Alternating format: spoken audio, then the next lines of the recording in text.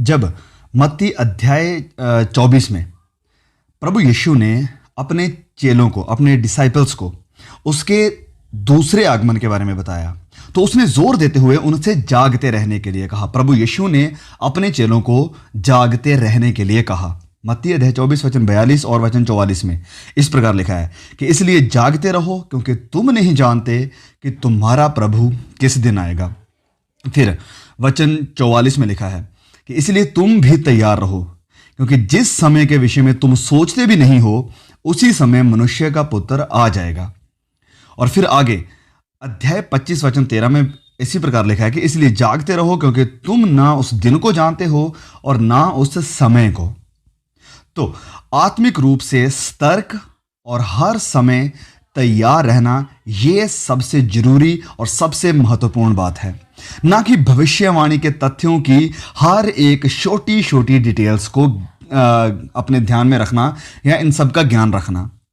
मत्ती 25 में, जो कि एक कंटिन्यूएशन है चैप्टर 25 की, यीशु उसके आने की तैयारी के लिए 3 एरियाज के बारे में बात करते हैं।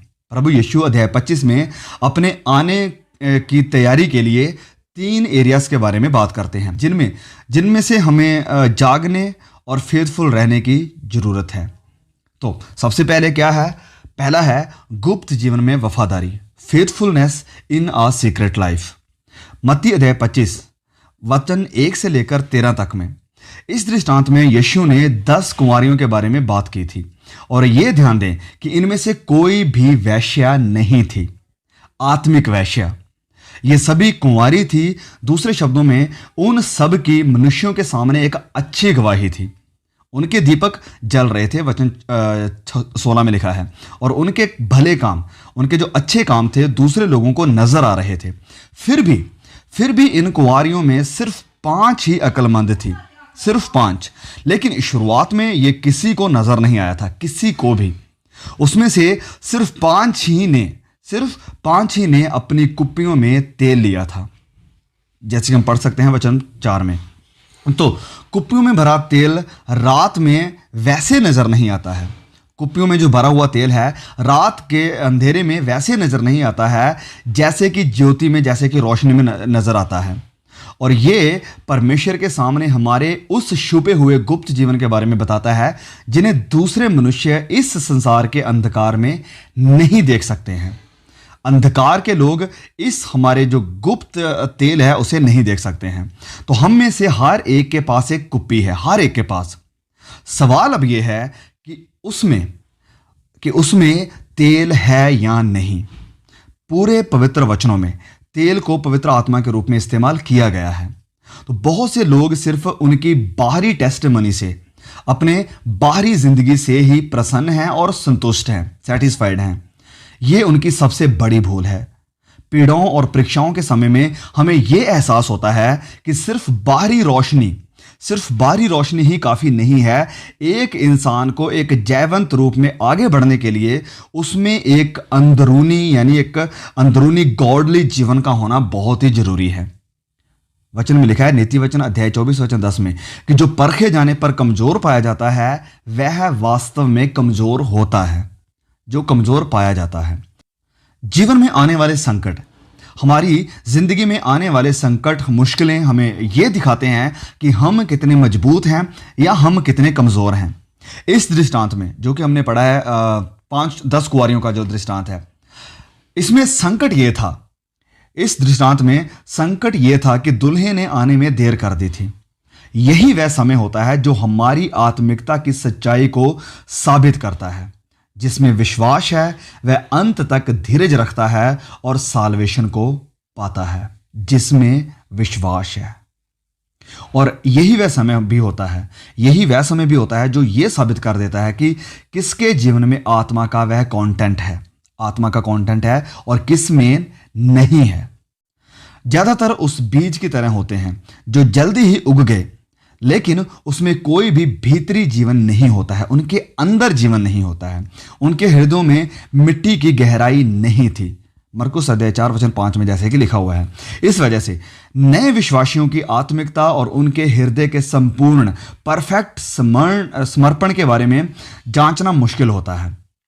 अगर हम में इंतज़ार करने का सब्र होगा, तब वक्त जाहिर करेगा कि सच्चाई क्या है, क्या वह कमज़ोर हैं या मजबूत हैं। इस तरह मसीह के आने के लिए तैयार रहने का तरीका यही है कि परमेश्वर के सामने शुद्धता यानी प्योरिटी और वफादारी की ज़िंदगी गुजारें। हमारे ख्यालों, हमारे एटीट्यूड्स और हमारे पर्पसेस यानी मकसदों में, जिससे हमारे आसपास के लोग नहीं देख पाते हैं, इन सब में हम प्योरिटी और वफादारी का जीवन गुजारें। अगर ये बातें हम में नहीं हैं, तो हम ये सोचते हुए अपने आप को धोखा दे रहे हैं कि हम मसीह की आमद के लिए तैयार हैं। अगर अगर हमारी जो पर्सनल लाइफ है, हमारा जो गुप्त जीवन है, उसमें अगर वफादारी नहीं है तो दूसरी बात जो प्रभु यीशु इस दृष्टांत में बताते हैं वो है हमारी सेवकाई में वफादारी, फेथफुलनेस इन आवर मिनिस्ट्री। तो ये एक दूसरा पैराबल था जो प्रभु यीशु ने अपने राज्य के विषय में बताया। मत्ती अध्याय 25 वचन 14 से लेकर 30 तक में दूसरे दृष्टांत में इस बात पर जोर दिया गया है कि जो टैलेंट्स खुदा ने हमें दिए हैं, हम उन टैलेंट्स के इस्तेमाल में कितने वफादार हैं। ये टैलेंट्स रिप्रेजेंट यानी इशारा करते हैं हमारी मटेरियल पोजेशन की तरफ, हमारे धन दौलत की तरफ, हमारी एबिलिटीज, हमारी योग्यताओं की तरफ, जीवन में मिलने वाले हर अवसर, आत्मिक दान, वरदान, इन सब चीज़ों की तरफ। तो इस एरिया में सभी एक जैसे नहीं होते हैं। इस एरिया में सारे लोग एक जैसे नहीं होते हैं, क्योंकि इस दृष्टांत में ये हम देख सकते हैं कि एक के पास 5, एक को 2 और एक को सिर्फ 1 तोड़ा ही दिया गया था। लेकिन उन सभी के पास अपनी विश्वास योग्यता यानी अपनी वफादारी को साबित करने का बराबर समय दिया गया। सबको एक बराबर वक्त मिला था अपनी वफादारी को, अपनी फेथफुलनेस को परमेश्वर के सामने साबित करने का। जिसे ज़्यादा दिया गया है उससे ज़्यादा पाने की अपेक्षा भी की जाएगी। इसलिए जिसने अपने 2 तोड़ों को बढ़ाकर 4 किया था, उसे भी वही बराबर प्रतिफल मिला जिसने अपने 5 तोड़ों को बराबर बढ़ाकर 10 कर दिया था। लेकिन जिसने अपना टैलेंट जाकर जमीन में गाड़ दिया था, ध्यान दीजिए, जिसने अपने टैलेंट को जमीन में गाड़ दिया था, उस पर दंड की आज्ञा हुई। मत्ती अध्याय 25 और वचन 18 में हम ये देख सकते हैं। वही जिसने उसकी खुदा के द्वारा दी गई एबिलिटीज यानी टैलेंट्स और क्षमताओं को परमेश्वर के लिए नहीं बल्कि संसार के लिए इस्तेमाल किया। कोई ये नहीं कह सकता है कि उसने कुछ नहीं पाया है। कोई नहीं कह सकता है, क्योंकि सब ने परमेश्वर से कुछ ना कुछ पाया है। लेकिन प्रश्न ये है, सवाल ये है कि हम इन क्षमताओं को, हम अपनी एबिलिटीज को, अपने टैलेंट्स को किन कामों के लिए इस्तेमाल कर रहे हैं। जो कुछ हम अपने लिए इस्तेमाल करते हैं, जो कुछ हम अपने मकसद के लिए, अपने स्वार्थ के लिए इस्तेमाल करते हैं, वह उस तोड़े की तरह है जिसे भूमि में गाड़ दिया गया था। और जो कुछ हम परमेश्वर की महिमा के लिए इस्तेमाल करते हैं, सिर्फ वही अनंत धन के रूप में गिना जाएगा। एक व्यक्ति जो यह दावा कर रहा है कि वह प्रभु के लौटने के लिए तैयार है, लेकिन फिर भी वह परमेश्वर के द्वारा दी गई अपनी योग्यताओं को, अपनी क्षमता को खुदा के लिए इस्तेमाल नहीं कर रहा है, तो वह अपने आप को गुमराह कर रहा है, अपने आप को धोखा दे रहा है। अब आगे बढ़ते हैं पॉइंट नंबर 3 की तरफ, कि हमारे जो साथी विश्वासी हैं उनकी सेवा करने में वफादारी, faithfulness towards our fellow believers. मत्ती अध्याय 25 आयत नंबर 31 से लेकर 46 तक में हम इस दृष्टांत के बारे में पढ़ सकते हैं। तो ये अंतिम भाग है अध्याय 25 का। इस अंतिम भाग में यीशु हमारे साथी विश्वासियों की जरूरतों के प्रति हमारे मनोभाव के बारे में बात कर रहे हैं।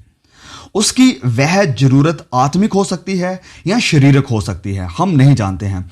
यहां हम देखते हैं कि कुछ लोगों ने स्वर्ग के राज्य में इसलिए प्रवेश किया, सुनिए मेरी बात को, कुछ लोगों ने स्वर्ग के राज्य में इसलिए एंटर किया क्योंकि उन्होंने अपने साथी विश्वासियों की सेवा इस तरह की थी कि मानो वह प्रभु की सेवा कर रहे हों। उनकी सेवा ऐसे गुप्त रूप में थी कि उनके बाएं हाथ को भी यह मालूम नहीं था कि उनका दाया हाथ क्या कर रहा है। जैसे लिखा है मत्ती अध्याय 6 वचन 3 में प्रभु यीशु कहते हैं।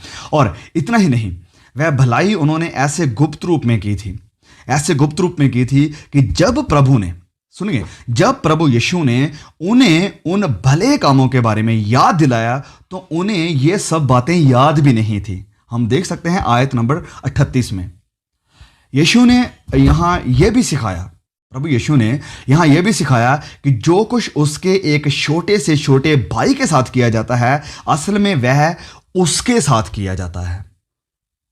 वचन 40 में यह लिखा है। यहां यह एक महत्वपूर्ण बात है कि वह छोटे से छोटे लोगों की बात करता है। सुनिए, प्रभु यीशु छोटे से छोटे लोगों की बात कर रहे हैं क्योंकि हमारा झुकाव, हम लोगों का झुकाव अक्सर गरीब और तुच्छ लोगों को अनदेखा करते हुए ज्यादा महत्वपूर्ण विश्वासियों की सेवा करने की तरफ होता है, ना कि गरीबों और तुच्छ लोगों की तरफ। और प्रभु यीशु का झुकाव था इन तुच्छ लोगों की तरफ जिन्हें कोई जानता भी नहीं था। तो सिर्फ ऐसे लोग ही प्रभु यीशु के साथ बादलों पर उठा लिए जाएंगे जिनकी प्रभु के लिए सेवा में अपने साथी विश्वासियों की प्रेम से देखभाल करना शामिल है। केवल वही लोग। एक दूसरी जगह मत्ती अध्याय 7 वचन 22 से लेकर 23 तक में, जो कि एक बहुत ही फेमस पैसेज है पवित्र बाइबल का।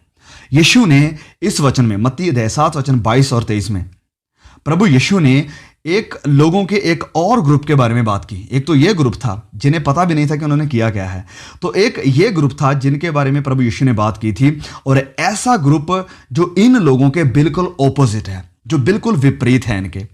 ये वह लोग हैं जिन्हें वह सारे भले काम, सारे अच्छे काम याद हैं जो उन्होंने प्रभु यीशु में किए थे, और वह भी खुदावंद यीशु की अदालत के सामने हैं, और वह खुदा को यह याद दिलाते हुए कह रहे हैं कि हमने तेरे नाम से दुष्ट आत्माओं को निकाला है, हमने तेरा कलाम सुनाया है, लोगों को यीशु के नाम से शिफा दी है।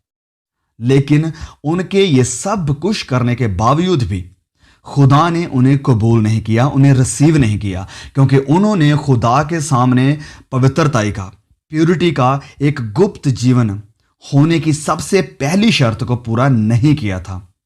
वह अपने दानों वरदानों को ही सबसे महान बात समझते थे, लेकिन जो अपने फेलो बिलीवर्स हैं, अपने जो आसपास के विश्वासी हैं जिन्हें की जरूरत है, जो आशीषें परमेश्वर ने उन्हें दी हैं, उन आशीषों को इस्तेमाल करने के लिए जो परमेश्वर ने जरूरतें उन्हें दी थी कि अपने विश्वासियों के, अपने भाई बहनों की जरूरतों को पूरा करे, वह उसमें चूक गए।